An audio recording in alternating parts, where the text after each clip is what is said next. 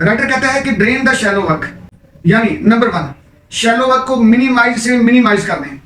Number 2 shallow work को strictly time limits के साथ हल करें।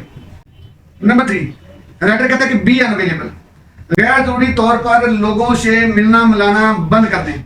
और नंबर 4 राइटर कहता है कि यूज मोर स्ट्रक्चर्ड कम्युनिकेशन। बिस्मिल्लाहिर्रहमानिर्रहीम। साथियों, आप देख रहे हैं इल्म की बातें और आज हम बात कर रहे हैं डीप वर्क में ड्रेन द शैलो वर्क। साथियों, ये किताब का अब लास्ट पार्ट है। ड्रेन द शैलो वर्क से मुराद ये है कि जो हल्के फुल्के टास्क हैं, जो अहम तो हैं लेकिन इतने ज़्यादा अहम नहीं है कि इनको जो है डिले न किया जा सके या 2 या 4 कामों को नथी न किया जा सके। तो कहता है कि जो शैलो वर्क हैं इनको ड्रेन करें। अब वो क्या कहना चाह रहा है आज हम सीखेंगे। नंबर 1 राइटर ने कहा कि पहले तो शैलो वर्क ऐसे काम हैं जो ज़रा अहम तो हैं लेकिन इनको आगे पीछे किसी और लिमिट में किया जा सकता है।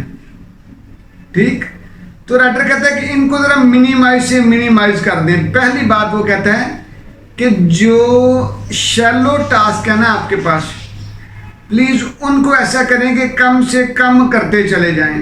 उनको डीपली सोचें कि अपने शैलो वर्क या अपने शैलो टास्क को कम से कम तर कैसे किया जा सकता है। ठीक, तो पहले उसने आज बात बताई कि शैलो वर्क या शैलो टास्क को कम से कम कर दें। नंबर 2 राइटर ये कहता है कि set strict time limit to the shallow work. अपना जो टाइम है ना, शैलो वर्क को जो टाइम देना है वो स्ट्रिक्टली लिमिट करें। आपको टाइम को ब्लॉक करें।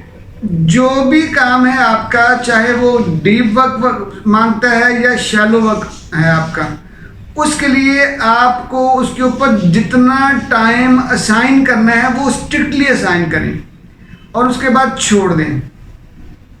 ठीक, 2 बातें हो गई।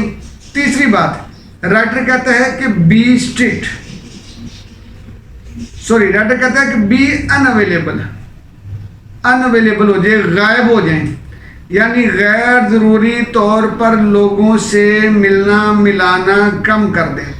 देखें, आप जिस फील्ड से हैं उसी फील्ड से के लोगों से मिलना मिलाना रखें। आप जिस शोबे से हैं उसी शोबे के लोगों से मिलना मिलाना रखें, एक बात। दूसरा कि आपका जो टाइम फ्रेम है उस टाइम फ्रेम में आप सिर्फ डीप वर्क करें। अगर वहाँ पे भी आपको लोगों से मिलना मिलाना मीटिंग्स करना पड़ जाता है तो कोशिश करें कि अपनी मीटिंग्स का जो नंबर है, तादाद है, उनको कम से कम कर दें। कोशिश करें कि अपना जो टाइम है ज़्यादा से ज़्यादा डीप वर्क के लिए बचाएं। तो डीप वर्क के लिए टाइम बचाने के लिए का सबसे आसान हल ये है कि बी अनअवेलेबल। गैर ज़रूरी मीटिंग्स, गैर ज़रूरी मजालिस, गैर ज़रूरी लोगों से मिलना मिलाना, गैर ज़रूरी दावतों को उड़ाना, गैर ज़रूरी जगहों पे जाना, गैर ज़रूरी लोगों को विज़िट करना या उनके विज़िट्स रिसीव करना, कहता है ये छोड़ दें। अगर आप कामयाब होना चाहते हैं तो कहता है बी अनअवेलेबल। जितना आप अपने गैर ज़रूरी लोगों से दूर रहेंगे उतना आप अपने काम को डीपली ऑब्जर्व करेंगे और डीप वर्क कर सकेंगे। लेकिन होता इसके उलट है। मेजॉरिटी में लोग माइनर और मेजर को मिक्स कर लेते हैं। आपका जो शैलो वर्क है वो माइनर है और आपका जो डीप वर्क है वो मेजर है। माइनर को माइनर टाइम दें और माइनर टाइम को डिज़ाइन कर लें, माइनर टाइम को एलोकेट कर लें कि इतना ही टाइम देना है। उस टाइम के अंदर, विद इन टाइम फ्रेम के अंदर आपने उस काम को पूरा करना है। गिवन टाइम फ्रेम के अंदर काम को पूरा करना है आपने। इसी तरह मेजर में आपने आ जाना है डीप वर्क में। डीप वर्क को बड़ा डीपली करना है। ठीक, आखिरी बात राइटर कहता है कि be more structured, use more structured communication. ये बड़ी अहम बात है जी साथियों। मुझे किसी दोस्त ने ये कहा था कि अगर आपको 100 लफ्ज बोलना पड़ जाते हैं तो आप वहां पे 10 बोलें, यानी अगर आपको 100 लफ्ज बोलने हैं तो वहां पे 10, यानी अपनी कम्युनिकेशन को आपने 90% कम करना है।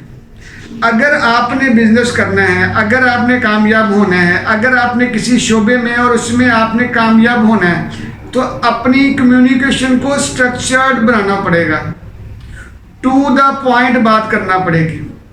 देखो साथियों, कहते हैं कि इंसान अपनी जुबान के नीचे पोशीदा है। जब आप कम्युनिकेशन में जुबान इस्तेमाल करते हैं ना, जब आप जुबान इस्तेमाल करते हैं तो आप अपनी पोशीदगी यानी अपने राजों को खोलना शुरू कर देते हैं। और बिजनेस में राज यानी सीक्रेट्स बड़े ज़रूरी होते हैं, बड़े अहम होते हैं।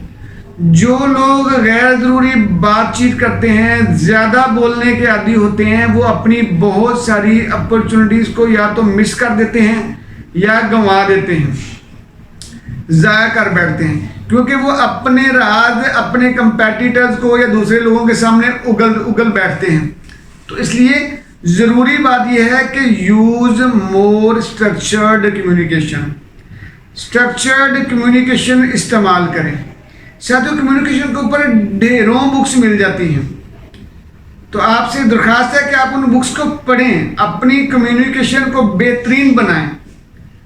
देखो, कम्युनिकेशन में आपका सबसे पहले आपका बोलचाल, वैसे तो बॉडी लैंग्वेज आती है क्योंकि आपकी बॉडी भी कम्युनिकेट करती है, आपकी ड्रेसिंग आती है, फिर आपकी बॉडी लैंग्वेज आती है, फिर आपका बोलना चलना, बोलचाल, ये वाली कम्युनिकेशन आती है, फिर आपकी राइटिंग वाली कम्युनिकेशन आती है क्योंकि आपने लेटर्स लिखने हैं, आपने लेटर्स के जरिए कंपनीज को जवाब देना होता है, ठीक है, अपनी टीम को जवाब देना होता है, उनको एक्सप्लेन करना होता है। तो अपनी जो राइटिंग वाली कम्युनिकेशन की ये एस्पेक्ट है, इसको भी स्ट्रॉन्गर से स्ट्रॉन्गेस्ट बनाएं, ठीक।